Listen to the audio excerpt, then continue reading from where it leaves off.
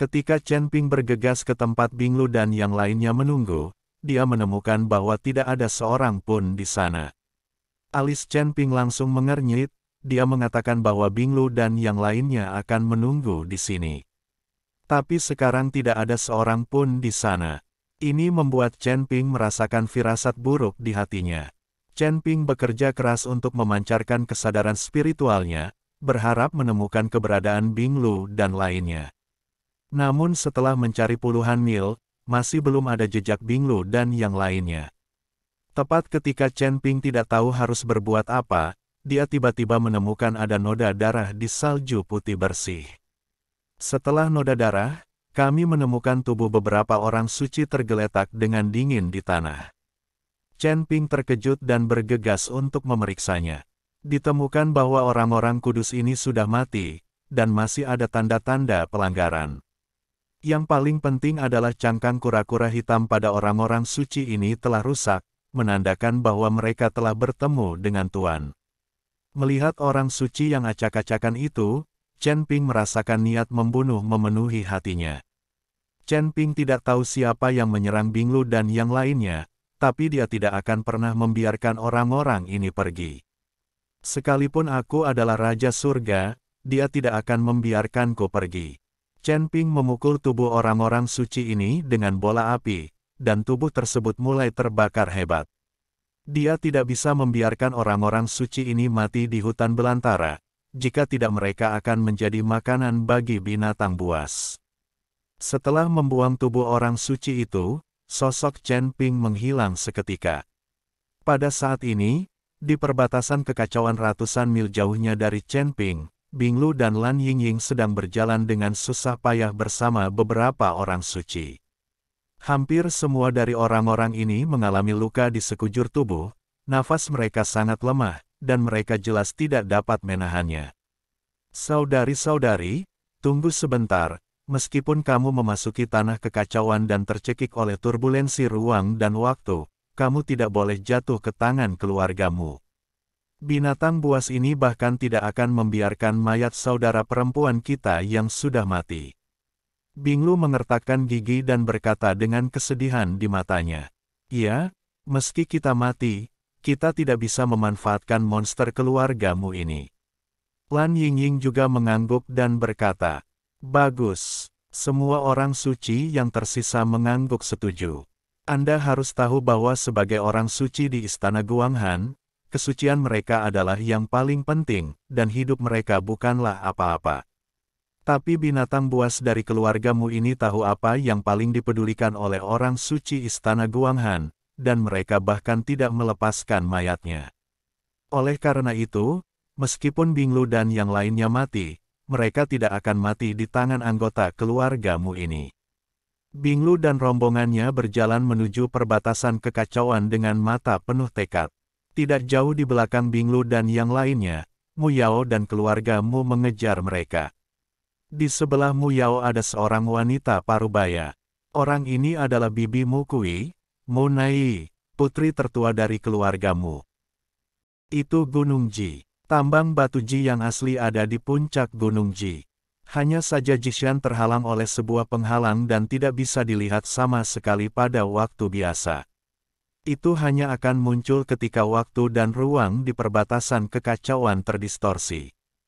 Hanya dengan cara ini kita dapat memiliki kesempatan memasuki Gunung Ji untuk mengumpulkan batu Ji. Ini yang baru saya pelajari, jadi saya datang ke Gunung Ji untuk mencari Anda. Mu Nai mengikuti Mu Yao dan menjelaskan. Saat itulah Mu Yao mengerti dan mengapa Mu Nai tiba-tiba datang ke kutub.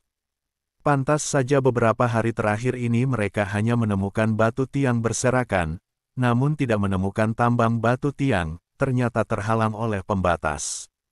Apalagi Gunung Jishan ini terletak di perbatasan kekacauan, tidak ada yang berani mendekatinya, jadi tidak ada yang menemukannya. Nona, Anda mendorong orang suci dari Istana Guanghan ini ke tanah kekacauan hanya untuk mengubah waktu dan ruang tanah kekacauan untuk menciptakan kondisi untuk memasuki gunung ekstrim, bukan? Mu Yao langsung mengerti. Ya, kamu sangat pintar. Mu Nai tersenyum tipis. Saat ini, Binglu dan yang lainnya telah mencapai tepi tanah kekacauan. Jika mereka terus maju, mereka akan tersedot ke dalam arus turbulen tanah kekacauan. Jika kamu melakukan itu, kamu pasti akan mati, dan kamu bahkan tidak akan bisa menyimpan mayatmu.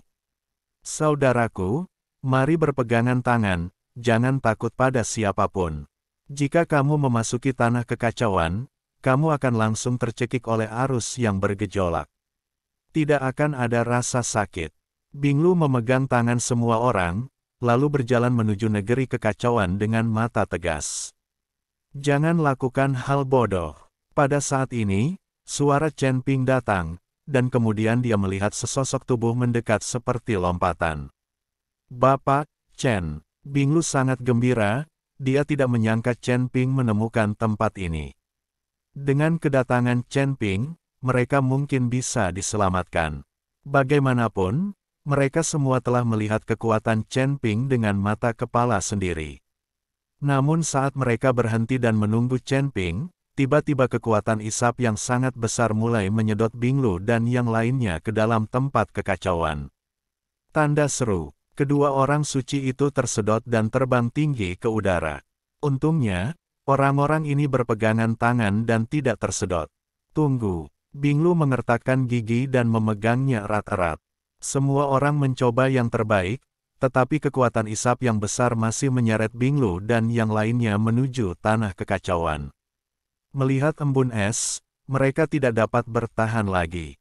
Sosok Chen Ping muncul seketika, dan kemudian aura besar melonjak, membuat Binglu dan yang lainnya menjauh. Itu Gunung Tiang, Polarit yang sebenarnya berada di atas gunung itu. Hanya saja gunung itu diblokir oleh penghalang, dan biasanya tidak terlihat sama sekali. Hanya ketika ruang waktu perbatasan terdistorsi, gunung kutub akan muncul. Hanya dengan cara ini saya dapat memiliki kesempatan untuk memasuki gunung kutub di gunung. Inilah yang saya tahu, jadi saya datang untuk menemukan Anda. Mo Nai mengikuti Mu Yao untuk menjelaskan. Kemudian Mu Yao memahaminya, dan tahu mengapa Mu Nai tiba-tiba datang ke kutub.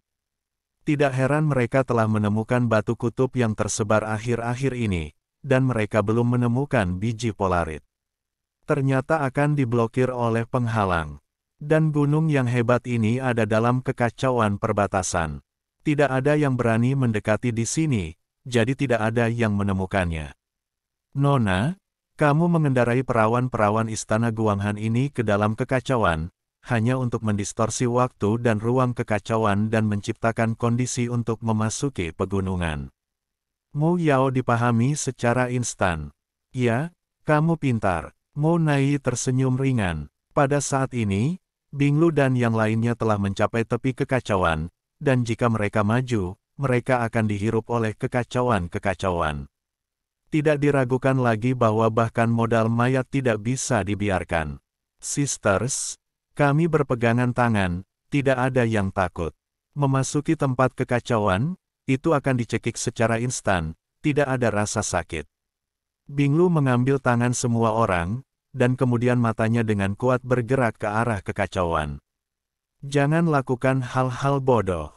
Pada saat ini, suara Chen Ping datang, dan kemudian dia melihat sosok, dan dia terus mendekat seperti lompatan. Tuan Chen, Binglu sangat gembira, tetapi dia tidak berharap Chen Ping menemukan ini. Ketika Chen Ping ada di sini, mereka mungkin diselamatkan. Lagi pula, kekuatan Chen Ping telah melihatnya dengan matanya sendiri. Tetapi ketika mereka berhenti dan menunggu Chen Ping, tiba-tiba pengisapan besar mulai menyedot mereka dalam kekacauan. Petik 2. Dua perawan tersedot tinggi. Untungnya, orang-orang ini menarik tangan mereka, dan ini tidak dihirup. Ayo cepat. Binglu menggertakkan giginya dan menariknya. Setiap orang telah melakukan segala upaya, tetapi pengisapan besar-besaran masih terus-menerus menyeret Binglu ke tempat kekacauan. Melihat Binglu, mereka tidak bisa menahannya. Sosok Chen Ping muncul secara instan, diikuti oleh napas besar, dan embun es terkena mereka. Dead Off dengan mengisap besar. Tapi Chen Ping sendiri dihirup secara instan oleh pengisapan kekacauan. Tuan Chen, Semua orang bijak terkejut dan hanya bisa berteriak, tetapi tidak ada yang memiliki kemampuan untuk membantu. Tubuh Chen Ping seperti perahu datar daun, bergoyang dalam kekacauan. Jangan merusak tubuh emas, Chen Ping menolak kekacauan-kekacauan. Dengan tubuh Chen Ping, dia terus diseret ke kedalaman kekacauan. Tubuh emas Chen Ping tidak buruk mulai pecah. Semua jenis kekuatan seluruh tubuh diledakkan oleh Chen Ping, membentuk perisai berlapis. Tapi tidak ada gunanya sama sekali, dan itu rusak secara instan oleh aliran udara. Qiqiao Chen Ping mulai bertahan hidup. Apakah kamu benar-benar pergi ke sini hari ini? Chen Ping menyerahkan perlawanannya dan jatuh keputusasaan. Kristal naga di dada Chen Ping keluar dari cahaya, dan seekor naga emas terus melayang di sekitar Chen Ping.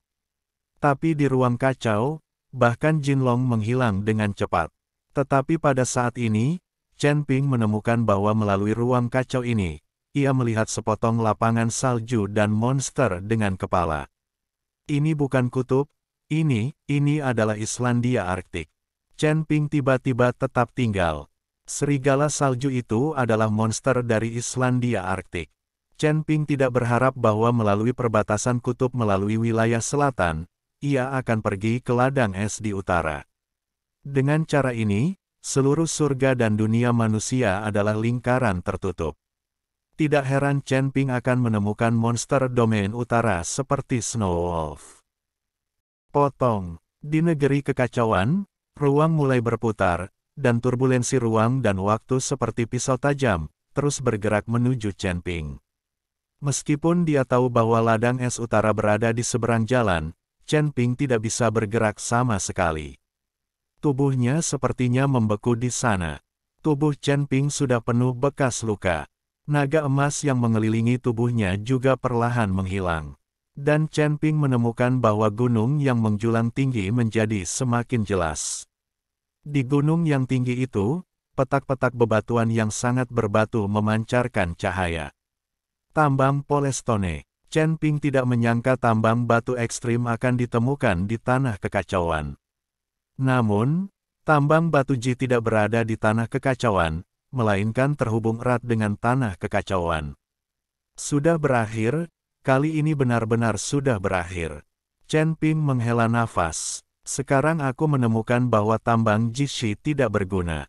Orang-orang akan mati. Saat ini, Chen Ping bahkan merasakan nafas kematian. Ini adalah saat terdekatnya dia dengan kematian.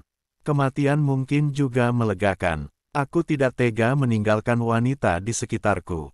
Pikiran Chen Ping jatuh ke dalam ingatan. Ini seperti memutar film, dimulai dari saat saya dibebaskan dari penjara. Raja Iblis Ciyun juga panik di lautan kesadaran Chen Ping saat ini. Jika Chen Ping meninggal di sini, dia pasti akan tamat. Jangan menyerah, tunggu, kamu tidak bisa mati. Apa yang akan aku lakukan jika kamu mati? Raja Iblis Ciyun meraung. Sangat disayangkan bahwa Chen Ping sepertinya tidak dapat mendengarnya sama sekali, dan kemampuannya untuk bertahan hidup di luar dunia semakin rendah. Saat ini, di rumah hutan pegunungan, Tuan Si tiba-tiba mengerutkan kening. Kenapa orang ini pergi ke negeri kekacauan? Dia benar-benar mencari masalah. Tuan Si menggumamkan sesuatu, dan tubuhnya langsung menghilang. Tepat ketika kehidupan Chen Ping perlahan menghilang dan pikirannya mulai kacau.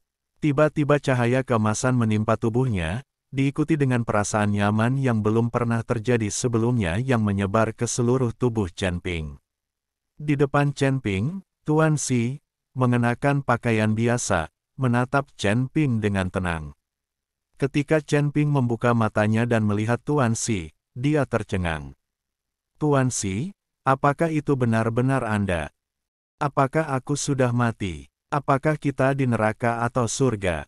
Itu pasti surga. Pernahkah aku melihatmu di surga? Tuan Si, tahukah kamu betapa aku merindukanmu? Chen Ping mulai menangis. Faktanya, Chen Ping selalu menganggap Tuan Si sebagai orang yang lebih tua. Di dunia sekuler, Chen Ping menerima perawatan cermat dari Tuan Si. Jika bukan karena Tuan Si, Chen Ping mungkin telah dibunuh sampai mati oleh orang-orang dari aliansi seni bela diri di Kyoto. Mendengarkan kata-kata Chen Ping, Tuan Xi terdiam beberapa saat. Chen Ping, jangan lupa bahwa kamu adalah seorang biksu dan seorang kultivator abadi sejati. Apa dan surga apa yang keluar dari mulutmu, bukankah menurutmu itu konyol? Hanya manusia fana yang akan mengatakan hal ini. Tuan Xi berkata dengan tenang. Chen Ping menjadi linglung setelah mendengarkan kata-kata Tuan Xi, tapi dia segera sadar. Tuan Xi, saya belum mati, begitu pula Anda. Benar, benar. Chen Ping memeluk Tuan Xi dengan penuh semangat. Tuan Xi belum mati, begitu pula dia. Karena dia bisa dengan jelas merasakan nafas Tuan Xi saat ini. Tubuh Tuan Xi memancarkan cahaya keemasan, dan dimanapun cahaya itu bersinar, di situ ada kedamaian dan ketenangan. Turbulensi ruang dan waktu bahkan tidak bisa mendekat. Awalnya aku ingin meninggalkanmu sendirian di dunia para dewa dan manusia, tapi kamu mencari kematian sendirian dan berani memasuki negeri kekacauan ini. Sudah kubilang, meskipun kamu tahu aku masih hidup, aku tidak bisa menyelamatkanmu kapanpun dan dimanapun. Kamu masih harus menempuh jalan di depan sendirian. Anakmu mencari kematianmu sendiri, aku tidak akan mempedulikannya lagi. Setelah Tuan Xi selesai berbicara, dia menatap Chen Ping. Tampilan ini membuat Raja Iblis Awan Merah dalam kesadaran Chen Ping gemetar. Segera setelah Tuan Xi melambai, cahaya keemasan menyala, dan Chen Ping langsung muncul di luar kekacauan, tidak sadarkan diri. Dan sosok Tuan Xi juga menghilang.